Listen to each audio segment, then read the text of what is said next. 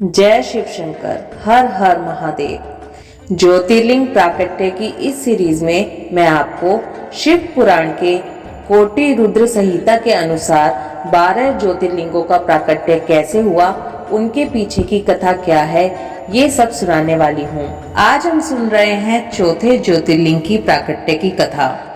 ऋषियों ने कहा, महाभाग सूत जी, आपने अपने भक्त की रक्षा करने वाले महाकाल नामक शिवलिंग की बड़ी अद्भुत कथा सुनाई है। अब कृपा करके चौथे ज्योतिर्लिंग का परिचय दीजिए। ओंकार तीर्थ में सर्वपातकहारी परमेश्वर का जो ज्योतिर्लिंग है, उसके आविर्भाव की कथा सुनाइए। सूत जी बोले, महर्षियों, ओंकार तीर्थ में परमेश संज्ञक ज्योतिर्लिंग जिस प्रकार प्रकट हुआ वह बताता हूँ, प्रेम से सुनो। एक समय की बात है, भगवान नारद मुनि गोकर्ण नामक शिव के समीप जा बड़ी भक्ति के साथ उनकी सेवा करने लगे। कुछ काल के बाद वे मुनि श्रेष्ठ वहां से गिरिराज विंध्य पर आए और विंध्य ने वहां बड़े आदर के साथ उनका पूजन किया।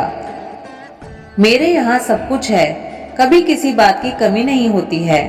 इस भाव को मन में लेकर विंध्याचल नारद जी के सामने खड़ा हो गया। उसकी वह अभिमान भरी बात सुनकर अहंकार नाशक नारद मुनि लंबी सांस खींचकर चुपचाप खड़े रह गए। यह देख विंध्य पर्वत ने पूछा, आपने मेरे यहाँ कौन सी कमी देखी है? आपके इस तरह लंबी सांस खींचने का क्या कारण है? नारद जी ने कहा, भैया, तुम्हारे यहाँ सब कुछ है, फिर भी मेरू पर्वत तुमसे बहुत ऊंचा है। उसके शिखरों का विभाग देवताओं के लोकों में भी पहुंच चुका है, किंतु तुम्हारे शिखर का भाग वहां कभी नहीं पहुंच सका है। सूत जी कहते हैं, ऐसा कहकर नारद जी वहां से जिस तरह आए थे उसी तरह चल दिए।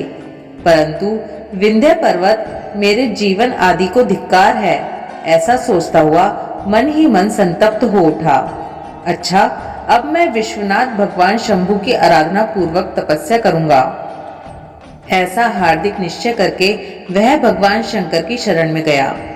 तदंतर जहाँ साक्षात ओंकार की स्थिति है, वहां प्रसन्नता पूर्वक जाकर उसने शिव की पार्थिव मूर्ति बनाई और 6 मास तक निरंतर शंभु की आराधना करके शिव के ध्यान में तत्पर हो वह अपनी तपस्या के स्थान से हिला तक नहीं।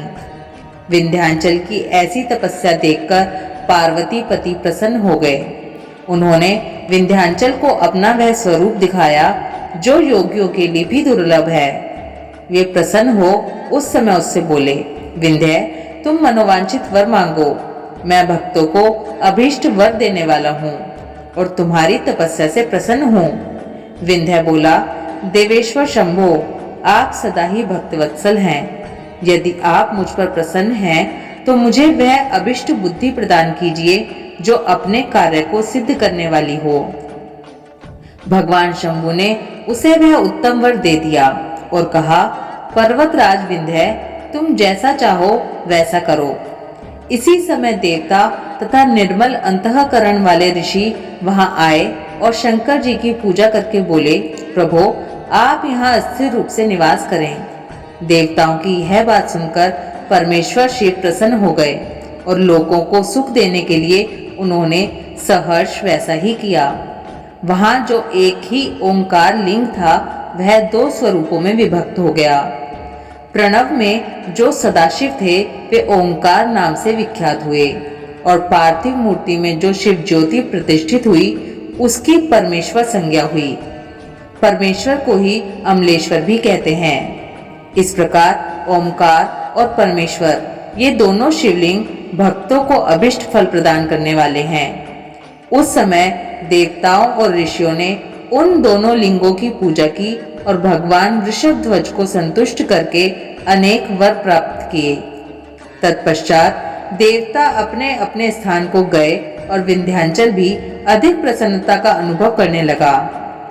उसने अपने अभिष्ट कार्य को सिद्ध किया और मानसिक परिताप को त्याग दिया।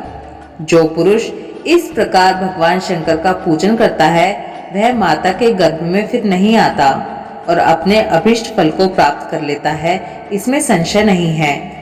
सूत जी कहते हैं, महर्षियों, ओमकार में जो ज्योतिर्लिंग प्रकट हुआ और उसकी आराधना से जो फल मिलता है वह सब यहाँ तुम्हें बता दिया। इसके बाद मैं उत्तम केदार नामक ज्योतिर्लिंग का वर्णन करूंगा।